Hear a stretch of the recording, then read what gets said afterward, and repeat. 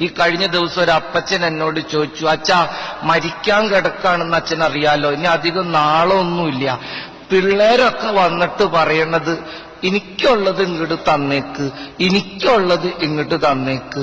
പ്രായമായി കഴിയുമ്പോ നമ്മുടെ പ്രിയപ്പെട്ടവര് നമ്മളോട് എനിക്കുള്ളത് ഇങ്ങോട്ട് തന്നേക്കാൻ പറഞ്ഞ് അവര് ചോദിക്കണത് നമ്മുടെ കഷ്ടപ്പാടും ദാരിദ്ര്യവും രോഗവും വേദനകളും ഒന്നുമല്ല, ഈ ഉണ്ടാക്കി വെച്ചിരിക്കുന്ന സമ്പത്താ.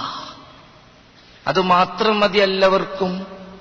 ഈ കഴിഞ്ഞ ദിവസം കൂടി എറണാകുളത്തു നിന്നൊരു പെണ്ണ് എന്നെ വിളിച്ചു, അച്ഛനോടൊരു കാര്യം അപേക്ഷിക്കാനാ. പറഞ്ഞു തുടങ്ങിയപ്പോഴേക്കും അവള് വിതുമ്പണ്. ഭർത്താവ് കയ്യിലേക്ക് ഫോൺ കൊടുത്തു.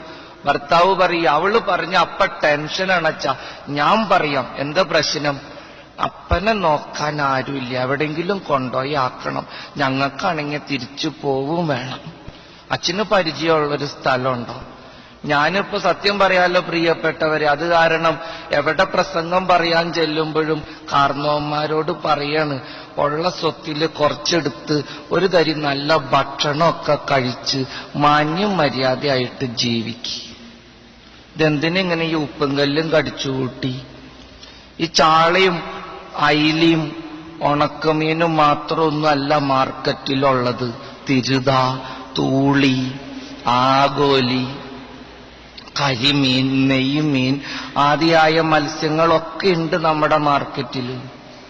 പോത്തിറച്ചിയും കോഴിയിറച്ചിയും മാത്രമല്ല, താറാവിറച്ചി, കാടയിറച്ചി, ആട്ടിറച്ചി, പലതരം ഇറച്ചികളും എന്നുണ്ട്. ഇതെന്തിനിങ്ങനെ ഈ മുളകും ചമ്മന്തിയും അരച്ച് ജീവിക്കണേ? ശവം എടുക്കാൻ വരുമ്പം ഞങ്ങൾക്കൊരു സന്തോഷം ഉണ്ടാവില്ല, ഒന്നുമില്ലെങ്കിലും തിന്ന് ചത്തതാണ് കർത്താവെന്നെങ്കിലും പറയാല്ല.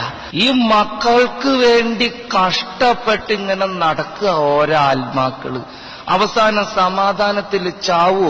അതാണ് സങ്കടം. പ്രസംഗം പറയുമ്പോ ഞങ്ങൾ പറയാൻ നിർബന്ധിതരാണ്. ഈ അപ്പൻ മക്കളെ കഷ്ടപ്പെട്ട് നോക്കിയിട്ടുണ്ട്. അതിപ്പോ നിങ്ങൾ ആത്മാർത്ഥമായിട്ട് ഭക്ഷണം കഴിച്ച് മരിച്ചാലും ഞങ്ങൾ പറയും. കുറച്ച് കൊളസ്ട്രോളും ഷുഗറും പ്രഷറും ഒക്കെ വന്നോട്ടെ, ഒരു കുഴപ്പമില്ല. ഈ കാലത്ത് മനുഷ്യന് ഇത്രയ്ക്കൊക്കെ ആയുസുള്ളൂ. മര്യാദയ്ക്ക് ഒരു തരി നല്ല കൂട്ടാനൊക്കെ കൂട്ടി ചോറുണ്ട്, വല്ലപ്പോഴൊക്കെ ഒരു സിനിമയ്ക്കൊക്കെ പോയി, വല്ലപ്പോഴും അടുത്തുള്ള സ്ഥലങ്ങളിലൊക്കെ ഒന്ന് തീർത്ഥാടനം നടത്തി, ഒരു ടാക്സിയൊക്കെ വിളിച്ചൊന്ന് വേളാങ്കണ്ണിക്ക് പോയിട്ട് വാങ്ങുന്നു. എന്തിനാ ഇങ്ങനെ ഈ ട്രെയിനിലും ലൈൻ ബസ്സിലും മാത്രമായിട്ട് അടങ്ങണേ? ഇഷ്ടം പോലെ കാശ് തമ്പുരാൻ തന്നിട്ടില്ല. മക്കളാണ് ഏറ്റവും കൂടുതൽ സ്നേഹിക്കണതെന്നും പറഞ്ഞ് നടക്കണവര് അവസാനം പമ്പര വിഡ്ഢികളായിത്തീരും, ഉറപ്പാ.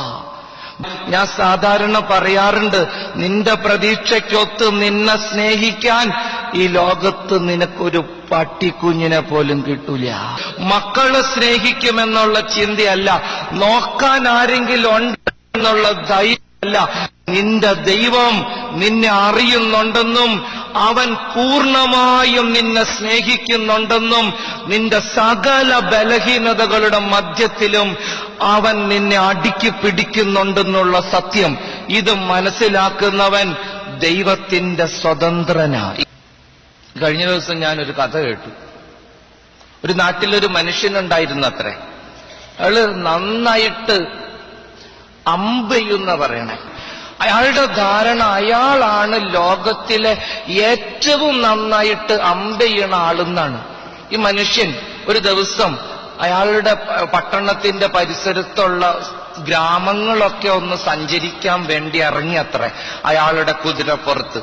അയാൾ ഇങ്ങനെ ഒരു കുഗ്രാമത്തിലൂടെ നടന്നു പോകുമ്പോ ആ ഗ്രാമത്തിന്റെ വഴിയറമ്പിലുള്ള എല്ലാ മരത്തുമ്മയും ഓരോ അമ്പ് എഴുതി വച്ചേക്കുക.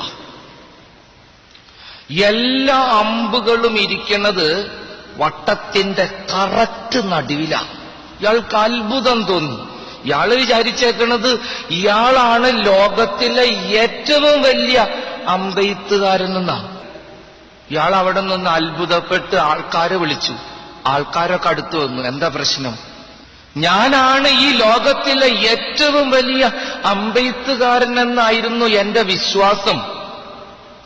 ഈ ഗ്രാമത്തില് എന്നെക്കാളും വലിയ അമ്പെയ്ത്തുകാരൻ ഇവൻ ആര്? ഇയാളെ ഒന്ന് കാണാൻ എന്ത് ചെയ്യും? ഇയാളുടെ ചോദ്യം കേട്ടപ്പോ നാട്ടുകാര് ചിരിക്കാൻ തുടങ്ങി.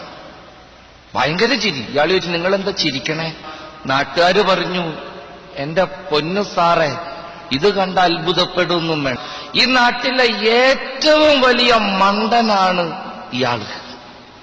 ഈ അമ്പ എഴുതിയേക്കണം. അതെന്താ അങ്ങനെ പറയണേ?